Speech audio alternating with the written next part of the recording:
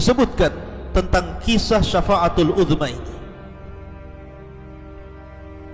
Ketika Allah Subhanahu wa taala mengumpulkan seluruh manusia, sejak manusia yang awal sampai yang terakhir. Anda bisa bayangkan berapa jumlah manusia kala itu berkumpul di padang mahsyar. Sejak zaman Nabi Adam, manusia pertama, sampai orang yang terakhir meninggal saat kiamat dibangkitkan. Tentu jumlahnya tidak ada yang tahu kecuali Allah Subhanahu wa taala. Lah manusia sebanyak itu dikumpulkan di padang mahsyar. Kemudian matahari didekatkan 1 mil di atas kepala. Kemudian keringat dicucurkan dari badan-badan mereka karena panas yang bersangatan. Tidak ada makanan, tidak ada minuman.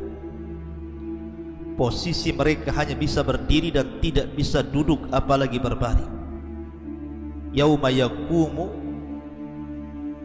yaqumun nasu li rabbil alamin. Pada hari manusia semua berdiri di hadapan Allah Subhanahu wa taala, Rabb semesta alam. Dahsyat luar biasa. Manusia kebingungan. Mereka tidak tahu apa yang harus mereka lakukan. Mereka tidak tahu harus mengadu ke mana. Kondisi mereka luar biasa, sangat mengkhawatirkan dan menyedihkan. Sehingga akhirnya kemudian mulailah manusia itu berpikir untuk mendatangi para nabi. Maka mulailah seluruh manusia mendatangi Nabi Adam alaihi salatu wassalam. Kemudian mengatakan, "Ya Adam, anta abul bashar, khalaqakallahu biyadihi wa nafakha fika min ruhihi wa amara al-malaikata fasajadu lah, ishfa' lana ila rabbik ala tara ila ma nahnu fi." Maka mulailah mereka berdialog dengan Adam alaihi salatu wassalam. Mereka mengatakan, "Ya Adam, bukankah engkau adalah bapak kami, bapak manusia semuanya? Bukankah Allah Subhanahu wa taala telah menciptakan dirimu dengan tangannya, meniupkan langsung ruh ke dalam hatimu, kepada jasadmu oleh Allah Azza wa Jalla, dan Allah memerintahkan malaikat untuk sujud kepadamu dan mereka sujud kepadamu. Ishfa' lana ila rabbik, mintalah syafaat kepada Rabbmu untuk kami ya Adam. Ala tara ila ma nahnu fi, tidakkah kau lihat bagaimana kondisi kami? Tidakkah sedih dan iba melihat kondisi seluruh turunan wahai Adam? Tapi apa jawaban Adam alaihi salatu wassalam? Adam alaihi salatu wassalam tidak sanggup memberikan syafaat kepada seluruh turunannya, sehingga dia memberikan uzur kepada kita semua dan mengatakan, "Inna rabbi qad ghadibal yawma ghadban lam yaghdab qablahu mithlahu wa lam yaghdab qablahu wa lam yaghdab mithlahu ba'dahu."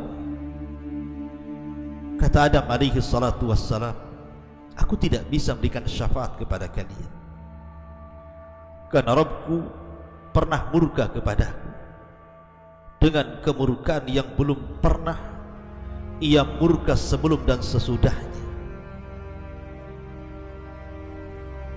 Apa kemurkaan Allah kepada Adam sehingga Adam tidak bisa memberikan syafaat kepada seluruh turunannya? Adam memberitahu, "Innahu qad nahani anis syajarati fa asaitu." Dulu waktu di sorga, kata Adam, aku pernah dilarang tidak boleh mendekati pohon yang dilarang oleh Allah Subhanahu wa ta'ala, tetapi aku bermaksiat akan perintah Allah Azza wa Jalla sehingga aku diturunkan dari sorga ke bumi. Maka Adam mengatakan, "Nafsi, nafsi, nafsi, nafsi." Uruslah diri kalian, uruslah diri kalian. Tapi Adam alaihi salatu wassalam menyarankan, idhabu ila ghairi, idhabu ila, sebaiknya kalian menyingkir dari diriku, pergi dari sisiku, temuilah Nuh alaihi salatu wassalam, barangkali dia bisa berikan syafaat kepada kalian. Maka ketika Nabi Adam alaihi salatu wassalam tidak sanggup memberikan syafaat kepada kita umatnya, anak turunannya, maka bergeraklah seluruh manusia menemui Nuh alaihi salatu wassalam. Kemudian mereka mulai berdialog di hadapan Nuh dan mengatakan, ya Nuh, innaka anta awwalur rusul ila ahli al-ardi wa qad sammakallahu abdan syakura. Nuh, bukankah engkau adalah rasul yang pertama yang Allah subhanahu wa ta'ala utus ke permukaan bumi? Dan bukankah Allah subhanahu wa ta'ala telah memberikan nama kepadamu bahwa engkau adalah abdan syakura, hamba yang selalu bersyukur kepada Allah azza wa jalla? Artinya engkau dekat dengan Allah. Isfa' lana ila rabbik, mintalah syafaat kepada Rabbmu untuk kami. Ala tara ila ma nahnu fi, tidakkah kau iba kepada kami, tidakkah kau bersedih kepada kami? Kemudian Nuh alaihi salatu wassalam berikan alasan dan mengatakan, sesungguhnya aku tidak bisa berikan syafaat kepada kalian. Inna rabbi qad ghadiba al-yawma ghadban lam yaghdab qablahu mithlahu wa lam yaghdab ba'dahu mithlahu. Karena sesungguhnya Rabbku, kata Nuh alaihi salatu wassalam, pernah murka kepadaku dengan sebuah kemurkaan yang belum pernah terjadi sebelum dan sesudahnya. Ma'asyiral muslimin yang dimuliakan Allah azza wa jalla, kenapa Nuh alaihi salatu wassalam mengatakan seperti itu? Karena Nuh alaihi salatu wassalam pernah tidak sabar ketika berdakwah kepada umatnya, kemudian umatnya mulai mengancam dirinya. Terpaksa Nuh mengeluarkan doa mustajabnya dan meminta kepada Allah azza wa jalla untuk menghancurkan seluruh kaumnya, dan mengatakan, Rabbi la tadar alal ardi minal kafirina dayyara. Ya Rabb, jangan kau sisakan satu orang kafir di permukaan bumi ini kecuali kau binasakan. Nafsi, nafsi, nafsi, nafsi, kata, uruslah diri kalian, uruslah diri kalian, dan uruslah diri kalian.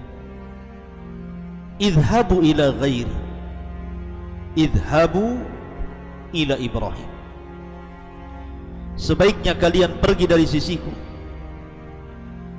tapi kusarankan kalian, cobalah kalian pergi kepada Ibrahim alaihi salatu wassalam, Khalilur Rahman. Boleh jadi dia bisa berikan syafaat kepada kalian. Maka bergeraklah manusia setelah menemui Adam kemudian Nuh, maka mereka pun bergerak kepada Nabi Ibrahim alaihi salatu wassalam, kemudian mulai berdialog dengan mengatakan, ya Ibrahim, anta nabiyullah wa khalilullah min ahli al-ardi. Wahai Ibrahim, bukankah engkau adalah Nabi Allah, bahkan engkau adalah Abul Anbiya, bapaknya para nabi, dan engkau adalah kekasih Allah subhanahu wa ta'ala yang ada di permukaan bumi. Artinya engkau dekat dengan Allah subhanahu wa ta'ala. Isfa' lana ila rabbik, kalau begitu berikan syafaat untuk kami kepada Rabbmu ya Ibrahim. Ala tara ila ma nahnu fi, coba lihat kondisi kami semuanya, cobalah lihat kondisi kami. Kami banjir dengan keringat, kami kesulitan, tidakkah kau iba melihat kami? Tetapi Ibrahim alaihi salatu wassalam pun tidak sanggup berikan syafaatul uzma. Dia pun mengatakan, inna rabbi qad ghadiba al-yawma ghadban lam yaghdab qablahu mithlahu wa lam yaghdab ba'dahu mithlahu. Sesungguhnya Rabbku pernah murka pada suatu hari kepadaku dengan kemurkaan yang belum pernah terjadi sebelum dan sesudahnya. wa inni qad kuntu kadzabtu thalatha kadzibat, karena aku dulu pernah berdusta 3 kali dusta. Ikhwatu fiddin, muliakan Allah azza wa jalla, sebenarnya ketika Ibrahim alaihi salatu wasallam berdusta, dustanya Ibrahim tentu berbeda dengan dustanya kita. Kalau kita berdusta terkadang hanya untuk menutupi aib kita, menutupi ketidakmampuan kita, atau mengambil hak orang lain, atau mendolimi orang lain, atau untuk mengambil sebuah keuntungan sehingga kita berdusta. Tapi Ibrahim berdusta bukan untuk itu. Ibrahim itu berdusta karena kemaslahatan dakwah. Pertama, ketika ayahnya mengajak Ibrahim Azar untuk ikut pesta pora bersama Namrud dan seluruh masyarakat Babil, Ibrahim mengatakan, engkau saja wahai abi pergi sana, fa inni sakit, saya sedang sakit. Padahal dia tidak sakit. Dia sedang merencanakan untuk menghancurkan patung-patung dan berhala-berhala Namrud dan juga kaumnya. Maka ketika ayahnya sudah pergi, dia pun keluar, kemudian masuk ke ruangan berhala-berhala Namrud, kemudian dihancurkan seluruh berhala-berhala itu, kemudian disisakan satu berhala yang sangat besar, kemudian dikalungkan palunya di leher ke berhala itu. Ketika selesai ulang tahun Namrud atau ulang tahun kerajaan Babil, Namrud tahu bahwa berhalanya dihancurkan oleh seseorang yang tidak tahu siapa dia. Sehingga Namrud kemudian mengerahkan seluruh mata-mata. Akhirnya kemudian ketahuanlah bahwa yang menghancurkan patung-patung itu adalah Ibrahim. Ditangkaplah Ibrahim, kemudian ditanya, a anta fa'alta bi alihatina ya Ibrahim? Apakah engkau yang melakukan dan menghancurkan patung-patung kami ini semua, hai Ibrahim? Maka Ibrahim kemudian berdusta dan mengatakan, bal fa'alahu kabiruhum hadza, yang melakukan itu patung yang paling besar yang ini, bukan saya. Artinya bahwa dustanya Ibrahim untuk kemaslahatan dakwah. Kemudian juga yang ketiga, ketika dia berdusta kepada Raja Mesir yang zalim dan mengatakan kepada istrinya, jangan kau katakan kau istriku, tapi katakanlah kau saudariku, karena kalau dia tahu dia istriku, kau akan diambilnya dan mereka akan membunuh diriku. Jadi Ibrahim berdusta itu supaya menyelamatkan kehormatan keluarganya. Tetapi itu pula yang menjadikan penghalang Ibrahim tidak bisa memberikan syafaat kepada seluruh umat manusia. Sehingga Ibrahim mengatakan, nafsi, nafsi, nafsi, nafsi, uruslah diri kalian, uruslah diri kalian, aku tidak sanggup berikan syafaat kepada kalian. Tapi Ibrahim mengatakan, idhabu ila ghairi, idhabu ila Musa, sebaiknya menyingkirlah kalian dariku, coba temui Musa, barangkali Musa bisa memberikan syafaat kepada kalian. Bergeraklah manusia mengarah kepada Musa alaihi salatu wassalam.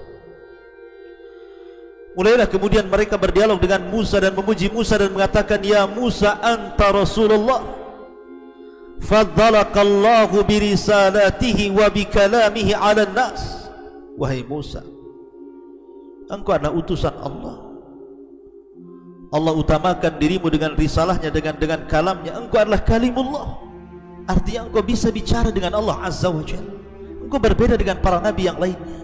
Engkau bisa berdialog langsung dengan Allah tanpa perantara. Isfa' lana ila rabbik, cobalah kau datang kepada Rabb, mintakan syafaat untuk kami semua. Ala taro ila ma nahnu fi, tidakkah kau iba melihat kondisi kami wahai Musa? Lihat kondisi kami, kami kepanasan, keringat bercucuran, sebagian kami tenggelam dengan keringatnya, tidak ada makanan, tidak ada minuman, kami kesulitan wahai Musa. Tidakkah kau iba melihat kondisi kami? Maka Nabi Musa alaihi salatu pun berikan udzur bahwa dia tidak sanggup berikan syafaat itu. Dan dia mengatakan, inna rabbi qad ghadiba al-yawma ghadban lam yaghdab qablahu mithlahu wa lam yaghdab ba'dahu mithlahu. Maaf saja, aku pernah mendapatkan kemurkaan Allah, dan Allah tidak pernah murka sebelum seperti itu ataupun sesudahnya kepadaku. Wa inni qad qataltu nafsan, aku sudah pernah membunuh jiwa.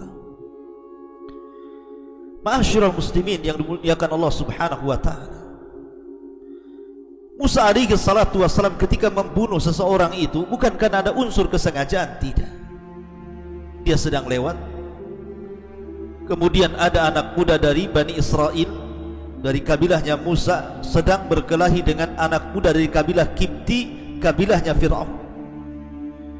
Dan anak muda dari kabilah Bani Israel ini hendak mengambil haknya kepada anak muda dari kabilah Kipti. Jadi Bani Israel ini, anak muda dari Bani Israel, di posisi yang benar.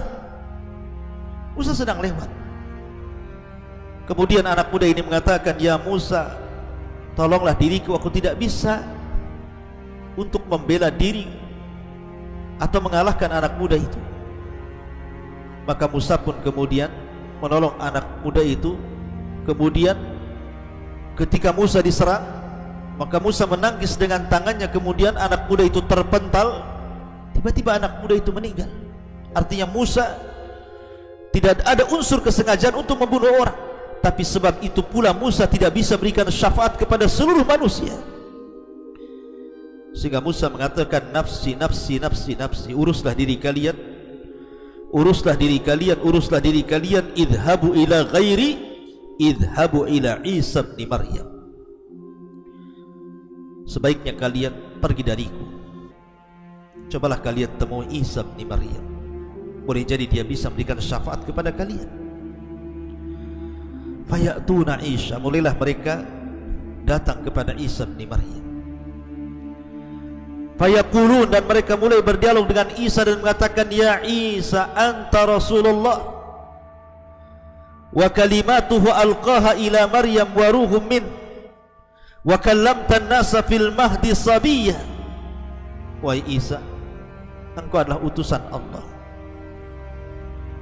dan kalimatnya kun yang Allah Subhanahu wa ta'ala berikan kepada Maryam, kemudian Allah meniupkan ruh kepada dirimu, dan engkau bisa bicara ketika engkau dalam ayunan atau pangkuan, kau masih bayi, kau sudah diberikan mukjizat bisa bicara. Artinya kau sangat diistimewakan Allah, kau dekat dengan Allah. Cobalah bicara dengan Allah. Isfa' lana ila rabbik, mintalah syafaat kepada Rabbmu untuk kami, wahai Isa.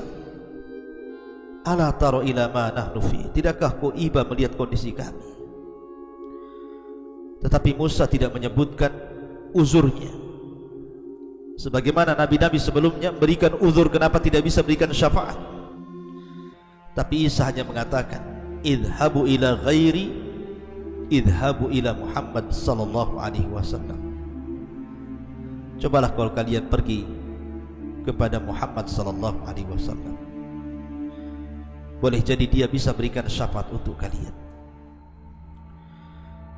Maka mulailah fayatuna Muhammadan sallallahu alaihi wasallam, mereka mendatangi Rasul sallallahu alaihi wasallam, dan mulailah mereka berdialog dengan Nabi sallallahu alaihi wasallam. Mereka mengatakan, ya Muhammad, anta Rasulullah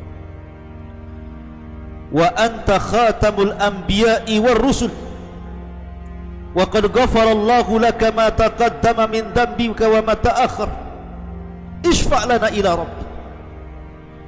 Wahai Muhammad, bukankah engkau adalah utusan Allah? Engkaulah yang mengakhiri seluruh kenabian dan seluruh kerasulan, dan Allah sudah mengampuni dosamu yang telah, yang sedang, dan yang akan datang. Cobalah minta syafaat kepada Rabbmu untuk kami, wahai Muhammad. Tidakkah kau melihat kondisi kami? Ala tara ila ma nahnu fi, tidakkah kau iba melihat kami, wahai Muhammad? Akhirnya kemudian Nabi SAW ada mengatakan, ana laha, akan ku coba, akan ku coba. Maka Nabi SAW fantalaqa, beliau pun pergi menemui Allah Subhanahu wa ta'ala. Kata Nabi SAW, fa'ati tahtal arshi fa'aqa'u sajidan li rabbi. Aku pun, kata Rasul, mulai mendekati Allah subhanahu wa ta'ala di bawah arasy. Kemudian aku pun sujud kepada Rabbku, dan aku terus sujud kepada Rabbku. Aku memuji Allah subhanahu wa ta'ala dan terus memuji Allah subhanahu wa ta'ala, sampai akhirnya Allah subhanahu wa ta'ala datang menemui diriku dan mengatakan, ya Muhammad, irfa ra'saka sal tu'ta qul tusma isfa tushaffa. Wahai Muhammad, angkat kepala, angkat kepala, mintalah kau akan diberi, bicara kau akan didengar, mintalah syafaat, kau akan kuberi syafaat. Fa'arfa'u ra'si, maka aku pun mengangkat kepalaku.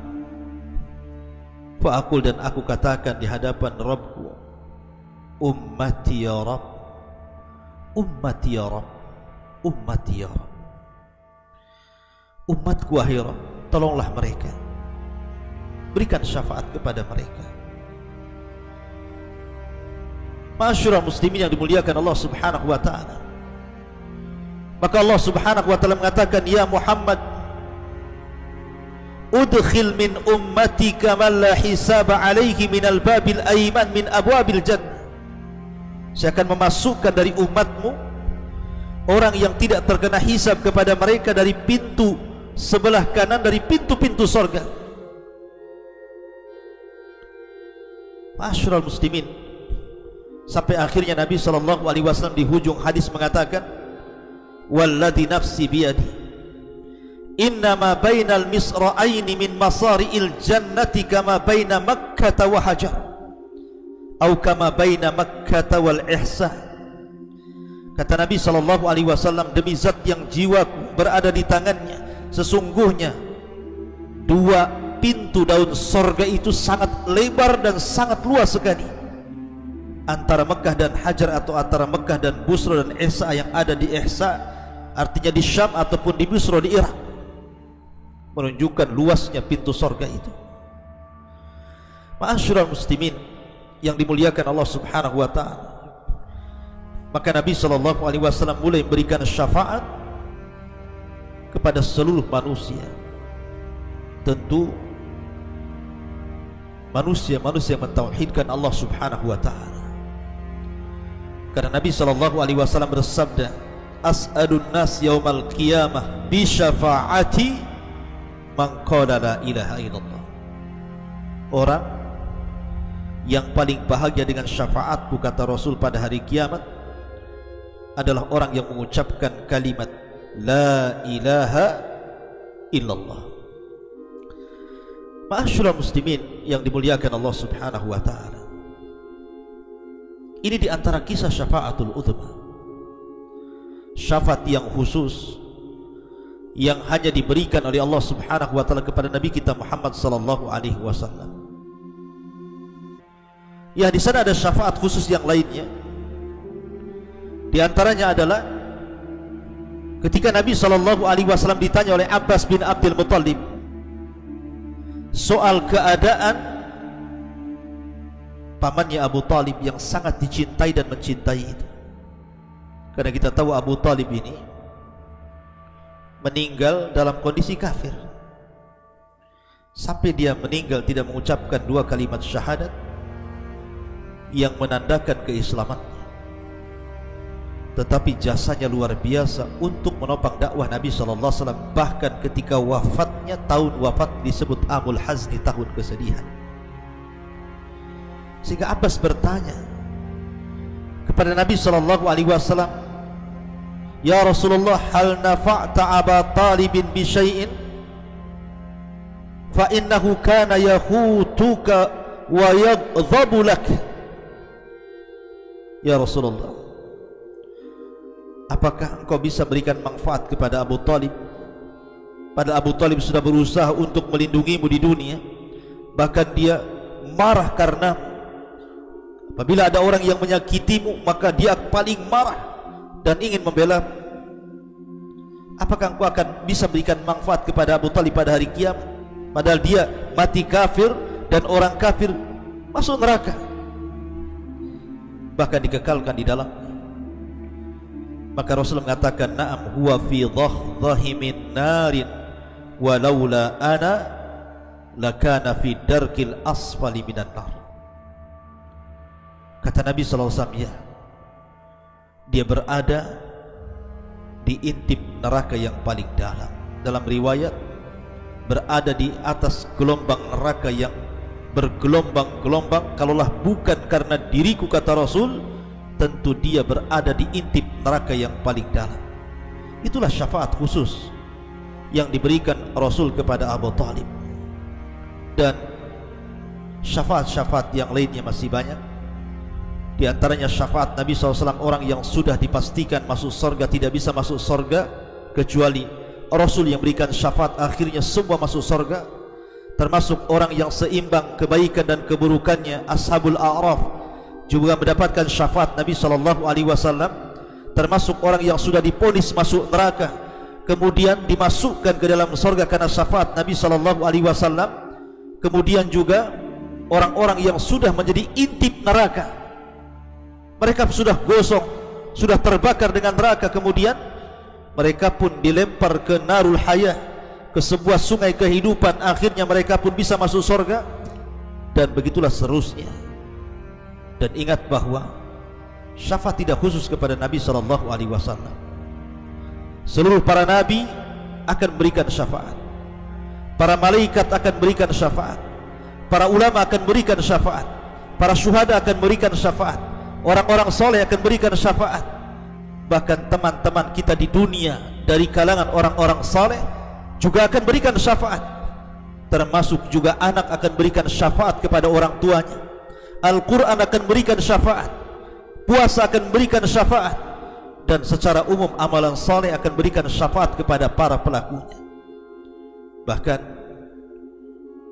ketika manusia meniti siratal mustaqim, dilihatnya banyak orang yang masuk ke dalam jahannam. Maka orang-orang yang beriman yang melihat saudaranya masuk ke dalam jahannam, dan mereka orang-orang yang akan menjadi penghuni surga meminta kepada Allah dengan mengatakan, ikhwani ikhwani ya Rabb, saudaraku saudara kami ya Rabb. Maka Allah Subhanahu wa taala mengatakan, kalau begitu pergilah ke neraka, mana saudara-saudara? Akhirnya mereka pun pergi ke neraka, kemudian melihat saudara-saudaranya yang masih memiliki iman sebiji dzarah, kemudian Allah masukkan ke dalam surga. Kemudian mereka mengatakan kembali, ikhwani ikhwani ya Rabb, saudaraku saudaraku ya Rabb. Akhirnya Allah mengatakan, kalau begitu pergi lagi kalian ke neraka, cari saudaramu. Maka kemudian dilihatnya saudaranya yang memiliki separuh iman, separuh biji dzarah dari keimanan, maka dimasukkan ke dalam surga. Mereka tidak puas dan mengatakan, ikhwani ikhwani ya Rabb. Kemudian Allah mengatakan, idhabu ilan nar, kalau begitu pergilah kepada neraka, cari lagi saudaramu. Maka kemudian mereka melihat ada saudaranya yang mungkin di bawah daripada biji dzarah, atau di bawah daripada separuh biji dzarah dari keimanan. Akhirnya Allah selamatkan mereka ke dalam surga. Sampai kepada seluruh para nabi sudah berikan syafaat, seluruh para malaikat berikan syafaat, seluruh para ulama, seluruh para syuhada, seluruh orang-orang saleh. Rupanya ada orang-orang yang di neraka yang tidak kebagian syafaat-syafaat itu. Yang tersisa hanyalah rahmat Allah Subhanahu wa ta'ala. Maka dengan rahmatnya lah kemudian orang-orang yang masih memiliki keimanan la ilaha illallah, Allah selamatkan dan Allah masukkan ke dalam surga.